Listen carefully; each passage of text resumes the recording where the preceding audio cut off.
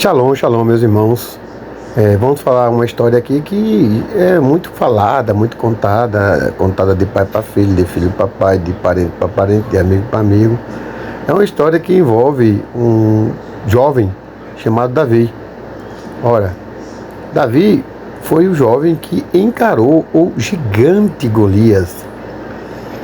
A imagem que a gente tem dessa história é de que um rapaz se encontrou com um outro ser que tem mais ou menos alguns centímetros a mais que ele, ou alguns metros a mais com ele, e o cara era o melhor dos filisteus, e o jovem Davi, com pouca experiência de guerra, mas muita experiência com monstros.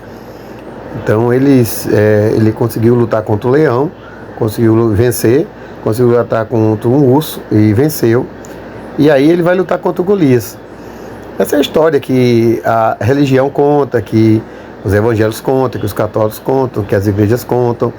Essa é a história que o sistema conta pra gente, né? Que um filisteu lutou contra o israelita, e o israelita era de baixa estatura e o filisteu era gigante. Então, só conta lendas, conta histórias para citar a ideia de um ser que se encontra com grandes problemas e é possível resolver os grandes problemas. Você que é tão pequeno pode resolver grandes problemas. Você tem que mensurar o tamanho do problema. Então, muitas empresas, muitos motivadores, coach, essa galera aí que já falou muito sobre esse assunto. É possível vencer o grande obstáculo, o grande problema, o grande gigante, o grande Golias. Você que é um pequeno, você pode vencer o gigante Golias. Isso se alastrou por empresas, escolas, cursos, palestras. As pessoas aprenderam a história do Golias, do gigante. Quem nunca ouviu falar sobre o gigante filisteu que lutou contra o pequeno israelita? Então, é mais uma história muito comentada, muito falada. E Davi representa o povo de Deus, os filisteus representam o povo mau que tenta impedir Israel de tomar conta, de tomar posse de sua terra, porque a terra é prometida para Israel, e Deus prometeu a terra para Israel, do nada por nada, mas prometeu. E agora Israel vai tomar conta da sua terra, e uma das coisas que tem que fazer é invadir a terra dos filisteus e tomar a terra dos filisteus e expulsar esse gigante e maldoso Golias. E o Golias, ele faz uma proposta interessante: olha, se vocês me vencerem, todos nós seremos servos de vocês, mas se eu vencer, o representante de vocês, todos vocês serão os nossos escravos e serão dominados por nós. Essa proposta, Saul ficou: olha, se alguém resolver fazer isso, eu vou dar minha filha, e vou dar boa parte do reinado, e vou dar uma grande riqueza. E aí apareceu um para fazer isso. Inclusive, o próprio Saul, ele assumiu o reinado pela sua grande estatura. Ele se destacava entre todos que estavam lá. Era o mais alto de todos. Então, reparem bem, gente. Está ligando a ideia de seres altos com a ideia do papo de não ser pessoas tão do bem, né? Porque você observa que o cara que resolveu defender o povo de Israel e comprar a briga para lutar contra alguém que estava tentando afrontar o exército de Israel, o cara é um baixinho, o cara de 1,70 m, né? Enquanto que o gigante, o estudo das pessoas, as pessoas ficam pensando nessa ideia de X côvados, que vai dar mais ou menos 4 metros, 4,5 m, 5 metros, mas a verdade é bem mais profunda do que isso. O buraco é muito mais embaixo. A pergunta que não quer calar: quem realmente é Golias? Qual realmente é a estrutura de Golias? Qual o tamanho de Golias? Como Golias se apresentou? O que Golias tinha ao redor dele? De que era composto a armadura de Golias? O que tinha além dessa história de um pequeno homem que enfrenta um gigante e através de um lance de uma pedra ele consegue derrubar o gigante? Qual mistério está por trás disso? O que está por trás disso que você lê, ouve e não percebe, e não consegue entender? Ora, podemos começar a descobrir, a desvendar esse mistério, analisando uma coisa básica. Só havia Golias gigante? Aí você encontra os Anaquins, os Refaíns, os Cananeus, e você observa que todos os que se opuseram aos israelitas, eles tinham diferenças genéticas, diferenças da humanidade. Ora, a pergunta é, por que os inimigos de Israel tinham estatura, postura e genética diferente ao povo de Israel? Só para a gente lembrar, veja que quando Josué e Caleb foram espiar a terra prometida, eles disseram, olha, lá são, os seres lá são tão grandes que nós somos como gafanhotos em relação a eles. Então ele falou assim, ó, eles têm mais ou menos entre 20 a 30 metros. E a pergunta é, por que eles tinham tanta altura? Porque um deles é citado com 24 dedos. Porque eles tinham uma quantidade de dedos diferenciada. Porque eles eram diferenciados, gigantescos. Ora, no livro de Gênesis, no capítulo 6, fala que os filhos de Deus se enamoraram das filhas dos homens e desceram para ter relações com ela. No livro de Enoque, aponta que esses filhos de Deus não eram humanos filhos de Deus, eram anjos filhos de Deus. E dessa relação com mulheres surgiram gigantes. Agora a coisa começa a se encaixar. Uma espécie que se junta com outra gera uma outra espécie. E essa outra espécie, que categoria é? Ora, qual é a categoria dos gigantes? E você observa um menino, jovem, que tinha experiência em cuidar de ovelhas, não era habilitado na guerra, não era forjado na guerra, não era trabalhado na guerra, nunca usou uma espada, nunca usou um escudo, nunca usou uma couraça, nunca usou uma armadura. Tinha uma experiência gigantesca com monstros. Exatamente. Ora, encontrou com o leão e matou o leão com as próprias mãos. Encontrou com o urso, eliminou o urso com as próprias mãos. Bem, agora as coisas começam a se encaixar. Nada melhor do que um jovem ou uma pessoa que tem experiências com monstros para resolver uma questão com monstros. E interessante é que deve ter algum motivo para que Davi não pegue uma só pedra para resolver a história, mas pegue exatamente 5 pedras. Isso. Ele pegou 5 pedras para se deparar com o seu adversário Golias. Interessante que a frase dele é: quem é esse incircunciso para afrontar o exército do Deus vivo? Então tu vem contra nós com espadas e lanças, mas eu vou contra ti em nome do Senhor. E ele vai enfrentar Golias usando a fé, entendendo também que o Espírito do Senhor está sobre ele. E ao enfrentar Golias, ele não hesita, não pensa 2 vezes em qual vai ser a estratégia dele, porque esse gigante avassalador, monstruoso, não é humano. Exatamente, não é humano. Porque ele é fruto de uma relação angelical com uma mulher. E a relação angelical com uma mulher só surte em um animal diferente de tudo aquilo que já se viu. Ora, vamos supor, para não falar a palavra que tem a primeira letra como B, depois tem as letras E, S e depois tem as letras lá na frente, o tá. Então vamos entender que é uma espécie de Kombi, beleza? Então nós vamos falar agora sobre uma Kombi que entrou na Terra. Então, a mistura de anjos com mulheres é uma Kombi, entende? Será que você consegue entender o código? Vamos entender? Então, a ideia é a mistura de um homem de um ser humano com um anjo. Não é ser humano. Tampouco não é anjo. Então, todas as vezes que duas espécies diferentes tentam se envolver ou se envolvem, o resultado dessas duas espécies é um ser diferente das duas espécies.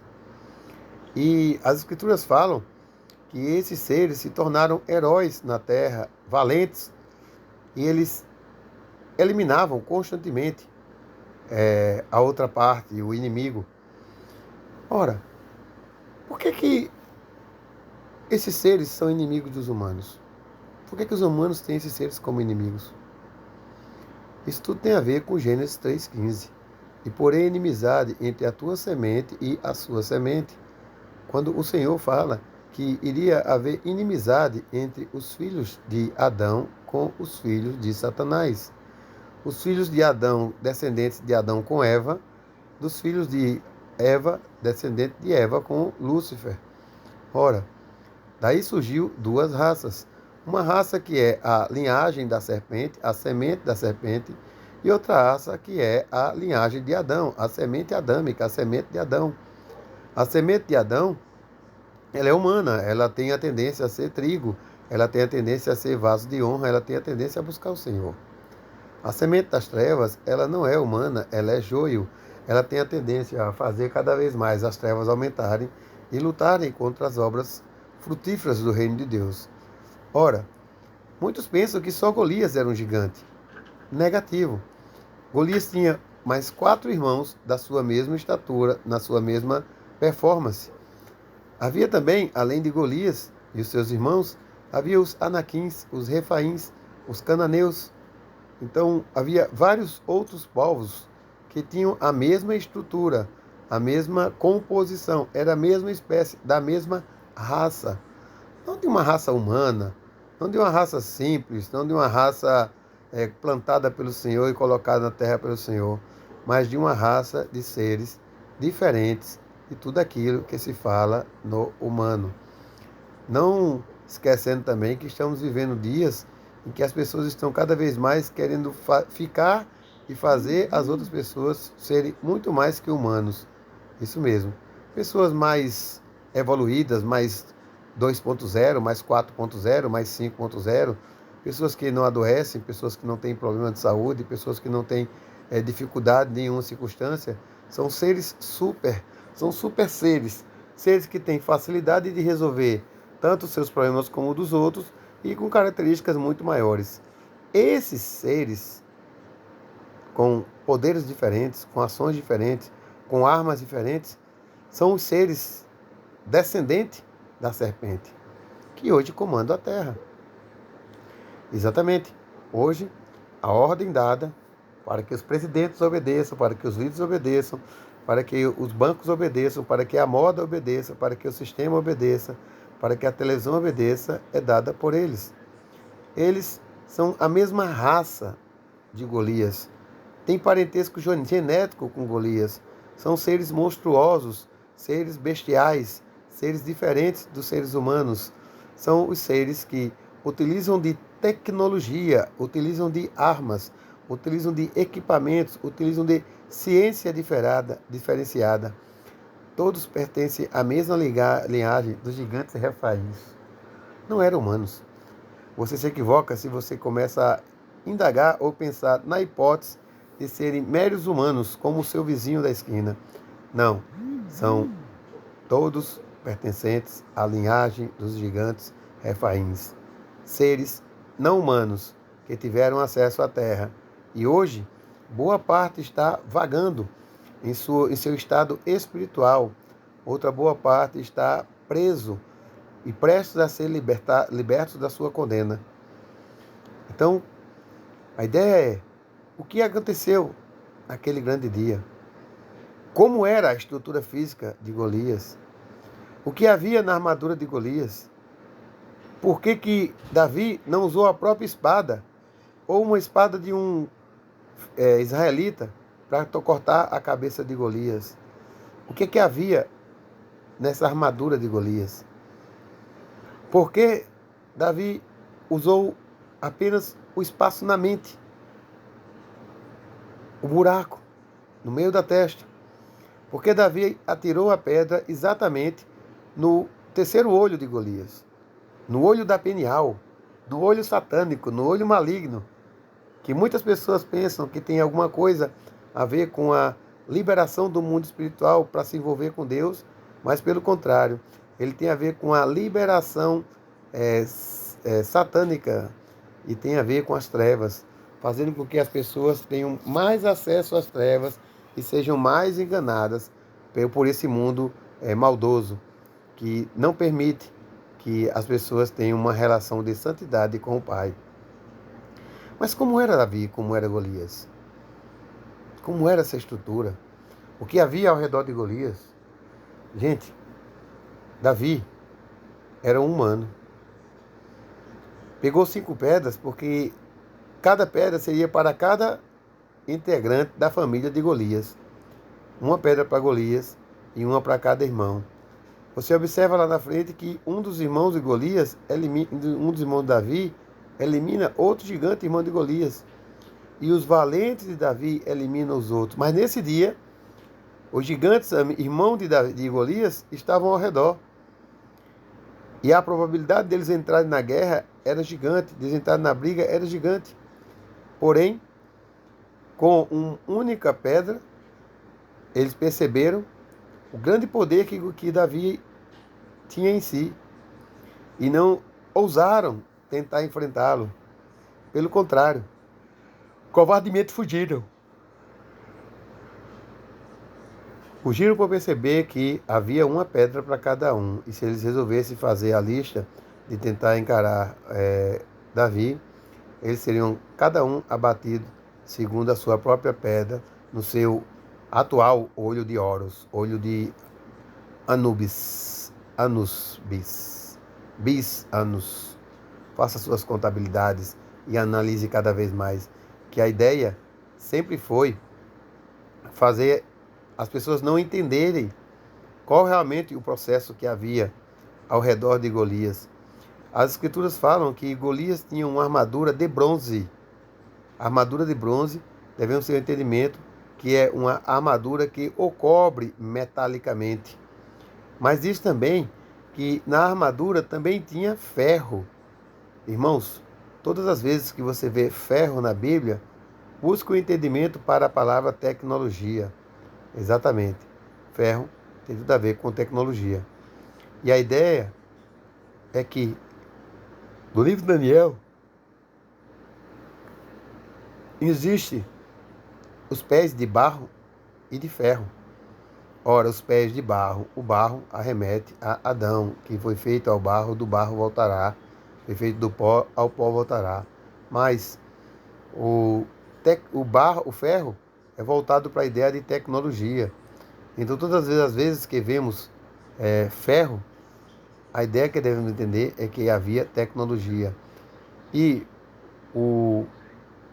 a couraça que envolvia Golias, ela tinha a ver com bronze, que era o metal que o protegia de situações sólidas, e a tecnologia, que era a parte mágica, espiritual, tecnológica que ele tinha para proteger e atacar de situações afins.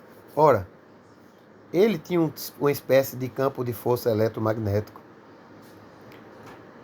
O pescoço dele jamais passaria uma espada normal. Uma espada normal não cortaria o pescoço de Golias. Por isso era necessário que ele pegasse a própria espada tecnológica que Golias tinha para eliminar e cortar o pescoço de Golias. Exatamente. Golias jamais poderia ser cortado com outro tipo de faca, outro tipo de espada. É exatamente por esse motivo que Davi pegou a própria espada tecnológica e mágica do Golias. E nesse entendimento, a gente começa a perceber que a estrutura de Golias não era a estrutura humana, única, pequena, apenas 3, 4 metros. Não. Era um ser gigantesco. Um ser que fazia jus a sua descendência, um ser que fazia jus à sua estrutura, à estrutura dos que os rodeavam. Era um ser totalmente maligno, era um ser das trevas, era um ser utilizado pelas trevas para fazer cada vez mais a eliminação daqueles que pertenciam à semente de Adão. E é interessante entender que o Senhor não plantou o joio na terra, o Senhor plantou o trigo. É isso que fala na parábola do joio e do trigo. Os trabalhadores, os anjos, perguntam ao Senhor: Senhor, acaso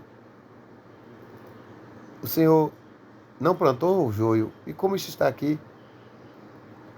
Aí a resposta é que veio o inimigo e plantou. Então, nessa terra, o inimigo plantou o joio, o inimigo plantou os monstros, o inimigo plantou aquilo que não tem parte com o Senhor e não tem nada de divino.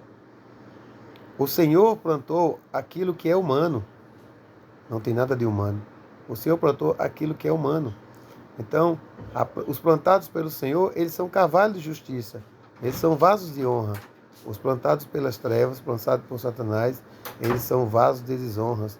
Eles são plantados pelas trevas, eles são o joio. Eles não dão fruto. O trigo, maravilhosamente, dá fruto a 30, 60 e 100 por um. O joio não. O joio não dá fruto. O joio não produz.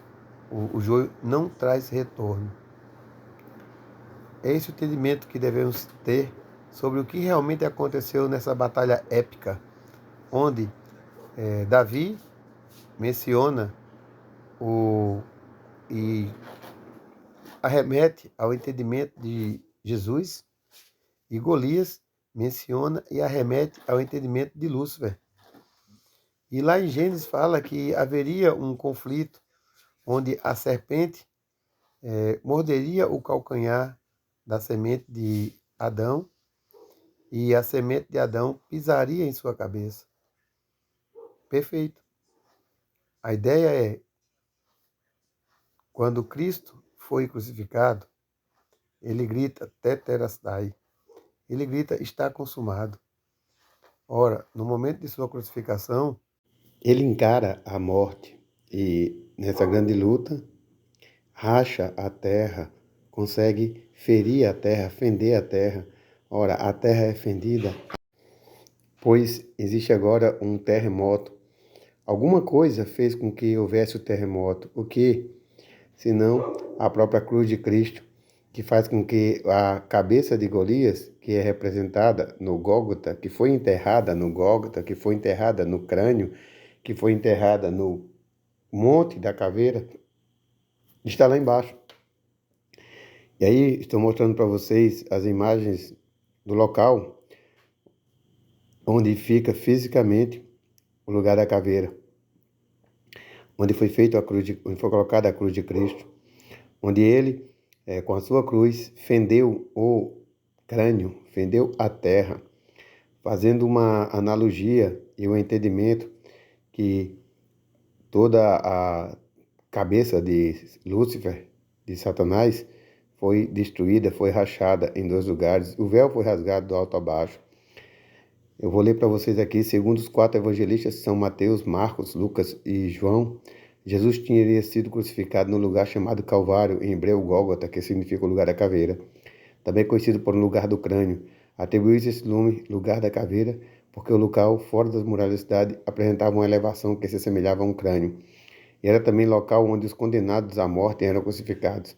Existe uma tradição hebraica contada por Orígenes, século III, que diz que Adão teria sido sepultado no lugar da caveira ou Gólgota, o mesmo local onde Jesus Cristo foi crucificado segundo a profecia. Se a humanidade morria com Adão, ela poderia ressuscitar com Cristo. A caveira de Adão teria sido lavada pelo sangue de Cristo, para que todos os filhos de Adão fossem remidos pelo sangue de Adão. Um templo que consiste numa pequena abside, chamada Capela de Adão, junto ao Calvário, assinala a tradição simbólica. Eusébio de Caseire, que viveu no século IV, admite a existência de um lugar da caveira onde Cristo foi crucificado e conta com detalhes as circunstâncias que levaram à descoberta do Santo Sepulcro nas suas imediações. O achado aconteceu depois de o imperador Constantino ter ordenado, por volta de 325, buscas ao local que levavam à destruição de um templo pagão em honra da deusa Afrodite. Aí, construído mais tarde no topo do monte, foi colocada uma cruz preciosa. Então, gente, acabei de ler a versão da religião, a versão que é imposta, mas fato é, o lugar é chamado Lugar da Caveira porque foi o lugar onde foi colocado a cabeça de Golias, que não era uma cabeça pequena, era uma cabeça gigantesca, era uma cabeça de um gigante, era uma cabeça gigantesca. E quando Cristo foi crucificado, o sangue de Cristo passou pelos pés de Cristo e ultrapassou a rachadura da terra e a rachadura da caveira, fazendo com que o calcanhar de Cristo pise na cabeça da serpente, que simboliza a semente da serpente, que simbolizada por Golias, simbolizada pelos seres bestiais que adentraram esse plano. E com a ideia de Cristo se doando pela humanidade, é também configurado a representatividade de Cristo, que morreu pela humanidade. Cristo foi morto e foi picado. Então, ela te picará, ela picará na cabeça, ou ela te picará no calcanhar, e tu ferirás a cabeça. Então, Cristo foi picado no calcanhar e feriu a cabeça da serpente. E a cabeça da serpente, ela é representada por Golias nesse momento. Golias é a representação de Satanás.